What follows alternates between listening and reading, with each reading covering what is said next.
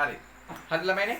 අපි ඒ සාකච්ඡා කරේ මොනවද? ස්ට්‍රක්චර් එකේ ව්‍යුහමේ තියෙන අපි සරල වර්තමාන කාලේ වාක්‍ය කරද්දී කොහොමද අපි ස්ට්‍රක්චර් විදියට මොනවද අපි දැනගන්න ඕන. ඊට පස්සේ යූසේජ් එක කියලා. මොකක්ද ළමයිනේ දැන් ඔන්න මම නැවතක් ඔකට මතක් කරනවා.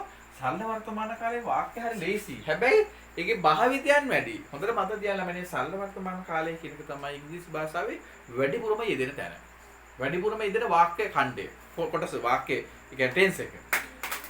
හැබැයි කට්ටිය ගොඩක් වැරදි අවබෝධයක ඉන්නවා. මේ දැන් කරනවා තමයි සරල වර්තමාන කාලයෙන් කරන්නේ. වැරදි ළමයි. එහෙම එකක් නෑ. සරල වර්තමාන කාලයේ භාවිතයන් ගැන මම ඔයගලන්ට ඉස්සරහට ඔයගොල්ලෝ ඉගෙන ගන්නවා. මොකද මේකේ භාවිතයන් ළමයිනේ ඔයගොල්ලෝ අවසානයේදීත් ඉගෙන ගන්නවා. ටෙන්ස් වල අන්තිම හරියේදීත් ඉගෙන ගන්නවා. ස්ටේටිව් වර්බ්ස් කියලා අපි ඉගෙන ගන්නවා. මේවල ස්ටේටිව් වර්බ්ස් කවදාකවත් කන්ටිනියස් ෆෝම් එකේ ලියන්න බෑ. අපි බලමු මොනවද මේ ස්ටේටිව් වර්බ්ස් කියන්නේ මොනවද? ඔයගොල්ලෝ දන්නව. දැන්ටත් ඔයගොල්ලෝ ක්‍රියාවන් අහලා තියෙනවා. හැබැයි ඔයගොල්ලෝ දන්නේ නැහැ ඒවට ස්ටේටිව් වර්බ් කියනවා කියන එක දාන්න සමහර නොදන්නවා වෙන්න පුළුවන්. සමහර විට ඒ ක්‍රියාපද සරල වර්තම මේ අවස්ථාවේ සිදු වුණත් වෙමින් පදන වාක්‍ය කියන්න බෑ. සරල වෙමින් කියන්නේ වර්තමානයේ වෙමින් පදන වාක්‍ය වල කියන්න බෑ කියලා රූල් එකක් තියෙනවා. මේ රූල්ස් තමයි අපි දැනගන්න ඕනේ. පැහැදිලිද? රයිට්. එතන මම ආයෙ නවතරක් කියනවා. සරල වර්තමාන කාලයක අපාර්ථය ප්‍රශ්නාර්ථය සහ නැතාර්ථය ප්‍රශ්නාර්ථය ගැන අපි ඉගෙන ගන්න ඕන දේවල් තියෙනවා. මොනවද ළමයිනේ? සරල වර්තමාන මේක හොඳට මතක තියාගන්න. හොඳට ඔළුවට තියාගන්න ළමයිනේ. හරි? සරල වර්තමාන කාල වාක්‍යයක අතාර්ථවාචී වාක්‍යයක මේ හැම රූල් එකක්ම හැම පොයින්ට් එකකට ළමයිනේ සීමා වෙනවා. ඒ අතාර්ථවාචී වාක්‍යයක කිව්වම මේවා නෙගටිව් වල නෙමෙයි. අතාර්ථවාචී වාක්‍යයක. පැහැදිලි? අතාර්ථවාචී වාක්‍යයක කතු ළමයිනේ ඒක වචන නම්. මොකද ළමයිනේ ඒක වචන කියන්නේ? දන්නවනේ සිංගියුලර් ඒක වචන නම් ක්‍රියාවේ යකට s හරි es හරි එනවා. තේරුණාද? නැතාර්ථය සහ ප්‍රශ්නාර්ථය හදනකොට ළමයිනේ මම කිව්වා උපකාරක පද දෙකක් එනවා. do සහ does. he, she, it, ආසිරි, සුසිත්, ෂෙහාන් මේවා ඔක්කොම ළමයිනේ ඒක වචන පද. තේරුණාද? එහෙනම් මේ ඒක වචන පද වලට එන්නේ මොනවද? මොන ළමයිනේ? does, we, you, they මේවා ළමයිනේ බහුවචන පද. එහෙනම් මේවට එන්නේ මොකද්ද? doesද doද? do. පැහැදිලිද? එහෙනම් උපකාරක පද දෙකක් විදිහට පැදෙන do සහ does ළමයිනේ නැතාර්ථය සහ ප්‍රශ්නාර්ථය තමයි යෙදෙන්නේ. එතකොට මේ උපකාරක පද දෙයට තමයි ළමයිනේ not එක යෙදෙන්නේ. පැහැදිලිද? නැතාර්ථය සඳනකොට අපි යොදා ගන්නවා not කියන පදේ නෑ කියන පදේ. එතකොට මේ නෑ කියන කතුට කවදාත් යෙදෙන්නේ නෑ. උපකාරක පද දෙකට තමයි ළමයිනේ යෙදෙන්නේ. පැහැදිලිද? right. දැන් අපි යෙදීම් වලට තියලා පොඩ්ඩක් මේකේ පොඩ්ඩක් වාක්‍යයක් ගමු. ඔන්න ළමයිනේ මම ගන්නවා සරල වාක්‍යයක්. හරි? පොඩි වාක්‍යයක් ගමු අපි. අපි ඉගෙන ගත්තා මොකද්ද? SVO තමයි කොයි යෙදෙන්නේ. දැන් මේ ඔළුවේ මේක පොඩ්ඩක් සරල වර්තමාන කියලා ගත්ත ගමන් ඔළුවේ පොඩ්ඩක් මේක මැවිලා පේන්න ඕන. අර අපි thinking bubble and talking bubble කියලා හරි දෙනවද ළමයිනේ? දැන් අපි කෙනෙක් ළමයිනේ ඔහොම කතා කරනකොට කාටුන් වල දානවා මෙහෙම. මෙයා කතා කරනවා මේක. මගේ චිත්‍ර ගැන නම් උගත් හිතන්න එපා. මේ කතා කරන එකට අපි කියනවා මේ talking bubble.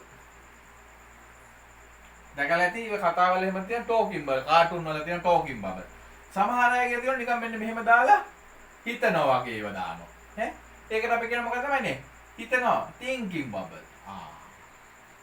talking bubble and thinking bubble. මම ඕගොල්ලන්ට ඉංග්‍රීසි උගන්වනකොට මම සමහර දේවල් ඕගොල්ලන්ට කියලා දෙනවා. සමහර මේ පොඩි දේවල් මේවා අපි ඉගෙන ගන්න ඕනේ. මේවල තේරුම් දැනගන්න. ඒව දැනගන්න ඕනේ. හරිද ළමයි? right. එතකොට talking bubble and thinking bubble.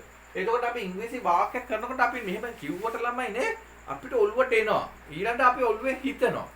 මේක මෙහෙමයි කියලා. එතකොට හිතන එක අපි ඔළුවේ තියෙන්න ඕන. අපි ඉංග්‍රීසි මේ හිතනකොට ළමයිනේ ටක් ගාලා ඉංග්‍රීසි ව්‍යාකරණය හැදෙන්න ඕන, ෆෝමියුලා එක හැදෙන්න ඕන, යූසේජ් එක සෙට් වෙන්න ඕන, යථාර්ථ නැතාර්ථ ප්‍රශ්නාර්ථ කියන එක සෙට් වෙන්න ඕන. තේරුණාද? right.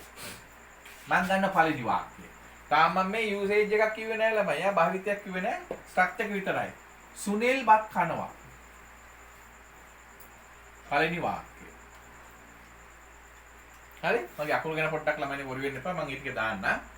right. මම කිව්වා සරල වර්තමාන කාලේ පළවෙනි පොයින්ට් එක මම කිව්වා. මොකද්ද පළවෙනි පොයින්ට් එකේ? SVO කියන එක විතරයි කොයි යෙදෙන්නේ. දෙක කිව්වා මොකද්ද? නැතාර්ථයේ ප්‍රශ්න යථාර්ථයේ කියන්නේ යථාර්ථේ නම් කතෘ ඒක වචන නම් S අකුරක් කියනවා ඒක ක්‍රියාවේ යකට S අකුරක් හරි ES එකක් හරි. හරිද? සුනිල් බත් කනවා. මං ගන්නවා කෙලිම වාක්‍ය ටස් ගාලා. දැන්ට හිතන්නකෝ මේක සරල වර්තමාන කාලය කියලා. හරි? මොකද සරල වර්තමාන කාලය කියලා හිතන්නේ තාම යූසේජ් එක අපි ඉගෙන ගත්තේ නැහැ ළමයි භාවිතය ඉගෙන ගත්තේ නැහැ නේ. භාවිතය ඉගෙන ගත්තාන් පස්සේ ඔයගලන්ට මේක ටකස් කරලා ඔළුවට එනවා.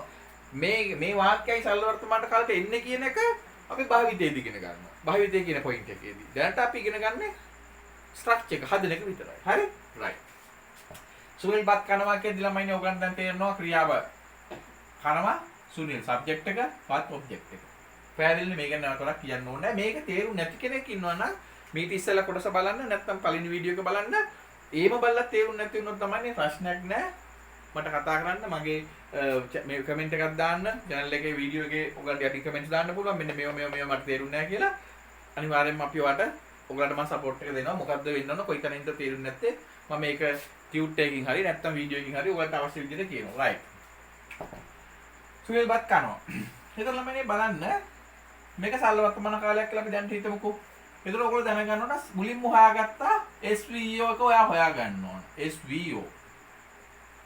හොයාගත්ත ළමයිනේ S හොයාගත්තා V හොයාගත්තා ඔබ්ජෙක්ට් හොයාගත්තා. පළවෙනි පොයින්ට් එක හරි. මේක ළමයිනේ මෙහෙම කියලා මේක මේ රූල් එකක් නෑ ළමයි. පැහැදිලිද? මෙහෙම කරන්න ඕන කියලා රූල් එකක් නෑ. හැබැයි ඔයගොල්ලෝ මෙහෙම කරොත් මේකට පුරුදු වුණොත් ඔයගොල්ලන්ට වරදින්නේ නෑ. ඔයගොල්ලෝ ෂාප්ලි කරනවා මේක. ඒක නිසා මේ ක්‍රමේ මම පුරුදු වෙච්ච ක්‍රමේ ළමයි මට දැනෙච්ච විදිහට මම මේ ඔයගොල්ලන්ටත් කියන්නේ ඕගොල්ලන්ට කැමති නම් මේක මේ ප්‍රැක්ටිස් කරලා බලන්න. ලේසි කියලා හිතෙනවා නම් හොඳයි කියලා හිතෙනවා නම් ඔළුවට හොඳට යනවා කියලා හිතෙනවා නම් මේක ෆලෝ කරන්න. මේක මට හොඳයි කියලා හිතිච්ච මම හදාගත්තු ස්ට්‍රක්චර් එක. මේක ඕගොල්ලන්ට ඊට වඩා හොඳ ක්‍රම තියෙන්න පුළුවන්. ඒ ක්‍රම තියෙනවා නම් ඒකේ විදිහට ඔළුවට දාගන්න. මේක හොඳයි කියලා හිතනවා නම් අවසානයේදී මෙච්චරයි කොහොම හරි දේ ඔළුවට දාගන්න. එච්චරයි. රයිට්. ඔන්න SVO කියන එක අපි හොයාගත්තා. දෙවෙනි එකෙන් අපි හොයාගන්න ළමයිනේ මොකද්ද? වාක්‍ය යථාර්ථද නැතාර්ථද ප්‍රශ්නාර්ථද නැතාර්ථේ ප්‍රශ්නාර්ථද කියන එක. සුනිල් බත් කනවා කියද්දි ළමයි මොකද්ද උනේ? යථාර්ථය ළමයි. ඒ යථාර්ථය උනේ සුනිල් බත් කනවාද කියලා හෙව්වෙත් නෑ. නැත එහෙනම් ප්‍රශ්නාර්ථයක් වෙනවා. සුනිල් බත් කන්නේ නෑ කියලා කිව්වෙත් නෑ. එහෙනම් නැතාර්ථයක් වෙනවා. සුනිල් බත් කනවා කියන්නේ ඕ කියන අර්ථය. එහෙනම් positive. right. දෙවෙනි කොටසත් හරි නේද ළමයි? right. තුන්වෙනි කොටස. සූත්‍රය දැනගන්න ඕන අපි. ෆෝමියුලා එක. මොකද්ද සූත්‍රය? දැන් මම සූත්‍රය මේ පැත්තෙන් ලියනවා. positive නම් subject V object. හැබැයි verb එකට subject එක singular නම් S එකක් හරි ES හරි තියෙනවා. පැහැදිලිද? දෙක negative නම් subject එක singular නම් subject මොන ළමයි subject මේ singular නම් does not verb object. හොඳට මතක තියාගන්න ළමයිනේ මේ SVO කියන තුන් දෙනා වාරු වෙන්නේ නැහැ. අතරින් පතර does not, do not, is not, am not ඔය ඕන කතාවක් උපකාරක පද උපකාර ක්‍රියාපදේ. හැබැයි මේ තුන් දෙනාගේ සීක්වන්ස් එක ළමයිනේ වෙනස් කරන්නේ නැහැ. හොඳේ? පැහැදිලිද? මේ තුන් දෙනාගේ සීක්වන්ස් එක වෙනස් කරන්නේ නැහැ. සබ්ජෙක්ට් එක මෙතන තියලා ඔබ්ජෙක්ට් එක මෙතන දාලා verb එහෙම බෑ. මේ තුන් දෙනා සීක්වන්ස් එක මෙහෙමයි. මේ තුන් දෙනා ඉන්න ඕන අතරමඟ කට්ටිය හිට මෙහෙට පයින්න පුළුවන්. පැහැදිලිද? ඒ තුන් දෙනාගේ හරි සීක්වන්ස් එක තියෙන්න ඕන. නෙගටිව් නම් subject does not verb object. එහෙනම් singular subject එක plural වුණොත් subject do not verb object. දැන් මේ කිව්ව ගම එකපාර පොඩ්ඩක් පැහැදිලි වෙන්නේ නැත්නම් පැහැදිලි වුණාට ටික වෙලාවක් ගියාම සමහරට අපැහැදිලි වගේ දෙන්නේ. ඒ මොකද ප්‍රැක්ටිස් එක මදිකම. පැහැදිලිද? එහෙනම් ළමයිනේ මොකද කරන්නේ? මේ වීඩියෝ එක එකපාරක් බලන්න. දෙවෙනි පාරත් බලන්න. අවුලක් නැහැ. තුන්වෙනි පාරත් බලන්න. ඒත් හොඳයි.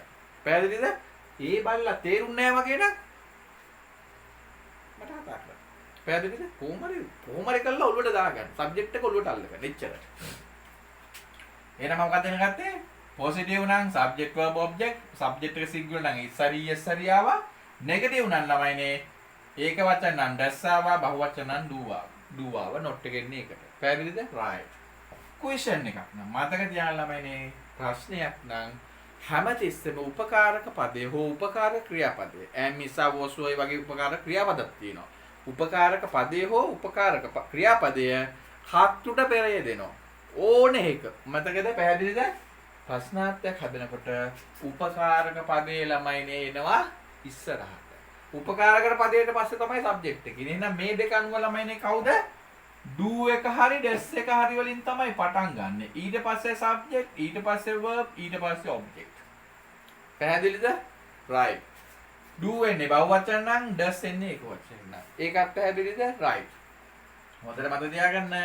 das එකක් ආවොත් ආයි verb එකට s එන්නේ නැහැ. පැහැදිලිද? do එකක් ආවොත් ආයි වෙන්නේ නැහැ.